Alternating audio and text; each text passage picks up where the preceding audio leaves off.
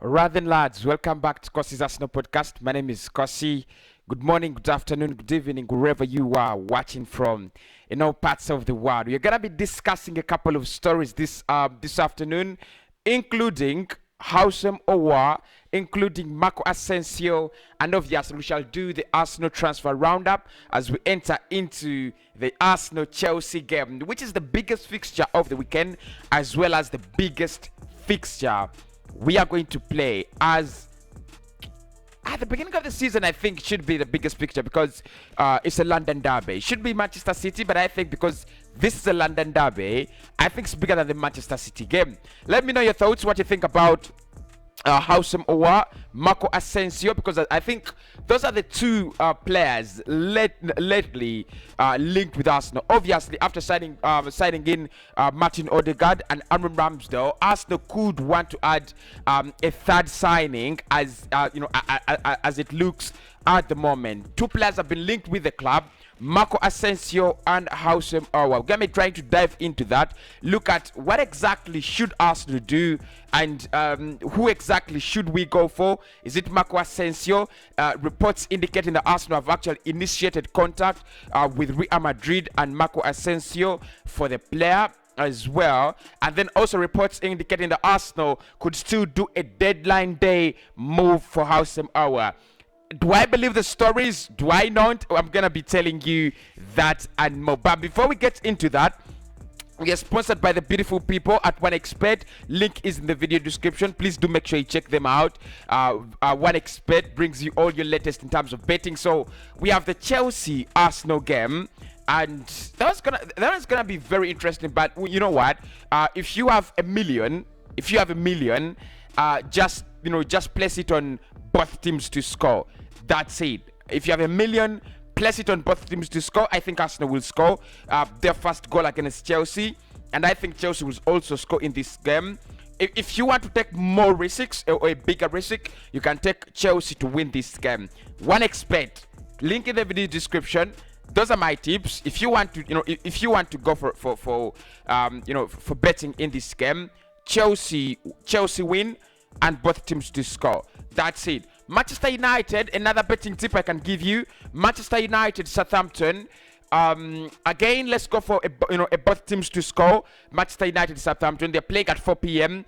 I think both teams will score in that one. Manchester United to win, though. So I think United can win it 3-1 or 3-2. I mean, 3-2 could be a little bit so close. I don't expect it to be so tight, but I think there will be goals there. 2-1, 3-1. And I think bet Manchester United to win and both teams to score. Chelsea to win and both teams to score. That's it. Let's get the party started. If you're here for the betting tips, you're sorted. Let's get the party started now. To start off with Arsenal transfer, rumors and update, because I've not done any transfer updates in the last 24 hours. I'll try to make it expansive, and I'll start off with Sid Kolasinac. Now, Kolasinac is set to leave Arsenal and join Fenerbahce. The agreement is that is being worked on is that the player's contract gets terminated, and after that he will sign 2 years with Fenerbahce, where he'll be earning around 1.8 million per year.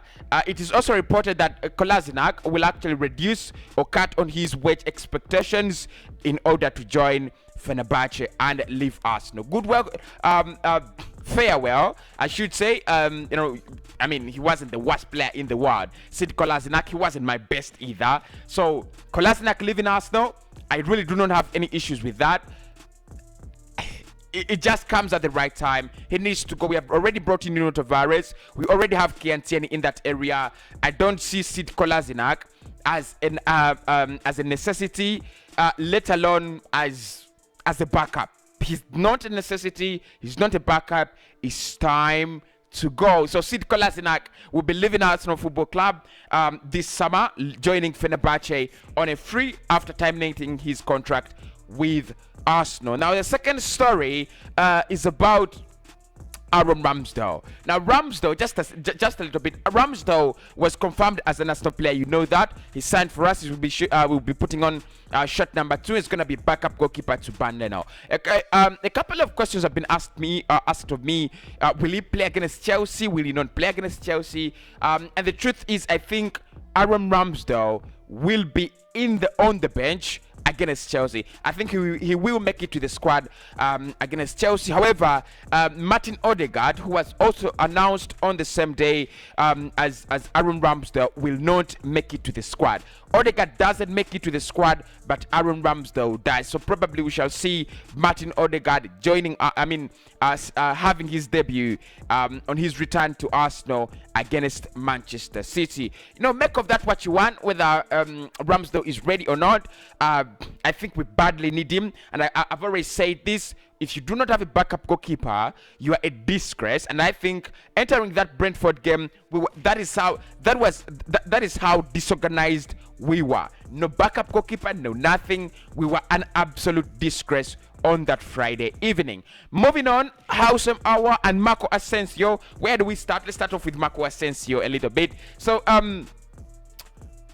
Arsenal apparently, now this is the second time the same report actually comes out. It looks like, for me, it looks like it's regurgitated content, like it's recycled a little bit, because again another story has come out indicating the Arsenal have actually made contact with Marco Asencio. They want to get him from Real Madrid. Now, Marco Asencio is another one that plays more of a Pedri, and you know how much I do love Pedri. Obviously, I think Pedri is a better player than Marco Asencio. That's my opinion, not anyone else's.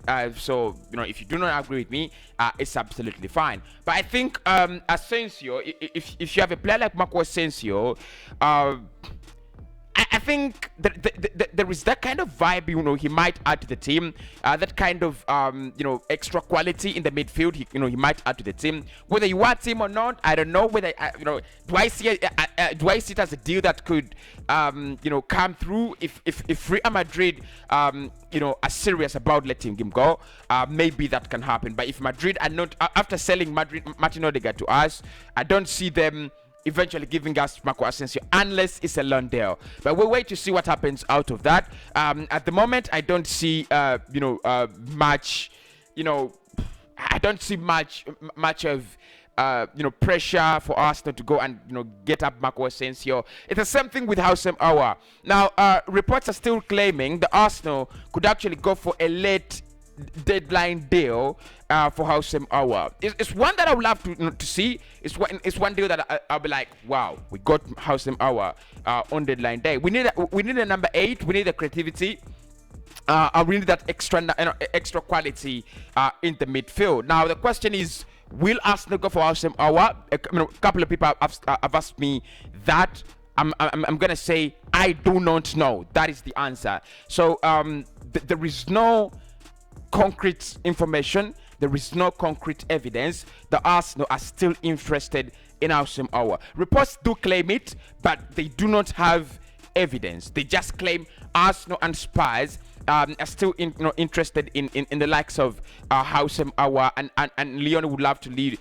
Would love Aouar and Maxwell Cornet and a couple of others to leave, but there is no concrete information. Anyone who has asked me about the James Maddison deal, that one is off. Martinez to Arsenal is also off. So, if you ask me the dead deals now, James Maddison is a dead deal. Lautaro Martinez is a dead deal. Joaquin Correa is a dead deal as well.